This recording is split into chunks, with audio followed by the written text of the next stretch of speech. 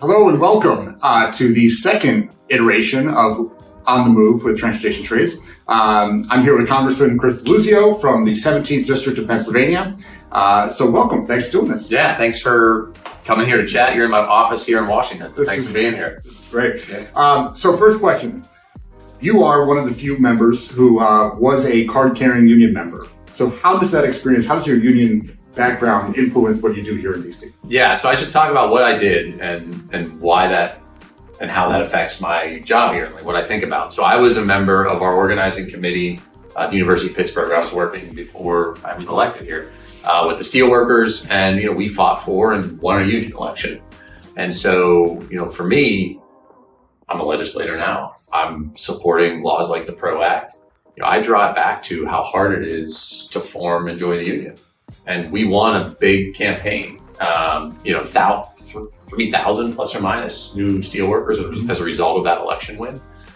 You're trying to organize a small coffee shop, a small factory floor, whatever the case may be. You don't have the benefit of a big campaign and lots of support from the labor movement, politicians helping you. It's really hard. And the consequences for breaking the rules, union busting, pretty weak for employers. And, I went through that with my colleagues and saw it firsthand. And so that to me drives home why we need laws like the PRO Act to not only just make it fairer for workers who want to form and join a union, but to have some stiffer penalties when the employers break the rules. And they often do. We see it all the time. They often do. And, it is very clear that there's not a level playing field when it comes to having workers give them a real voice at their workplace. Second question, you and I have spoken a lot about rail safety. The East Palestine accident really affected your district. Where do you see the future rail safety legislation, and what do you want to see in the industry as a reform? Yeah. So I'll start with, what did my constituents experience? And folks saw the big fireball and what happened in East Palestine. My district is right on the border with East Palestine. I had constituents in Beaver County who were within that evacuation zone. So to leave their homes or still dealing with fallout, economic and otherwise. I have lots of farms in that part of my district. So, what's going to happen on rail safety legislation? The first big question is if this bill, the Railway Safety Act, will get through the Senate. I lead it in the House with Nick LaLota, Republican from New York. I'm hopeful we get the 60 votes we need in the Senate, and then this summer, if they're going to push it to a vote, which I think that's the hope and the plan.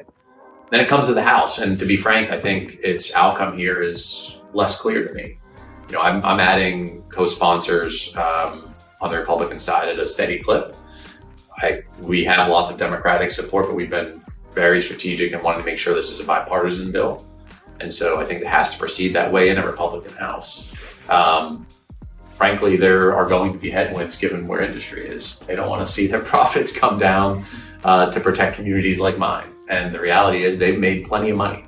They've invested lots in dividends and stock buybacks at the expense of investing in safety and operations and their workers. And the workers in this industry, like so many others, have been telling us for a long time, things aren't safe. We have less time to inspect cars. We can make this industry safer. We got to force them to do it.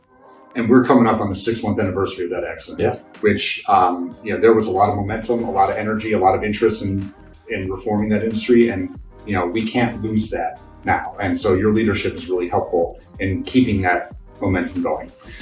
Last question, what is your favorite mode of transportation? Ooh, so coming off just talking about rail safety, I love a good train ride. I wish I had a fast and efficient train ride between home for me, which is Pittsburgh and Washington.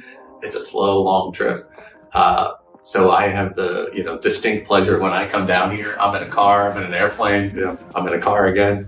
I love a good train ride. Well, that's great. I also love a good train ride and a good flight and a good transit ride. But thank you for doing this. And again, this has been On the Move with TTD and Congressman Chris Deluzio. Thank you.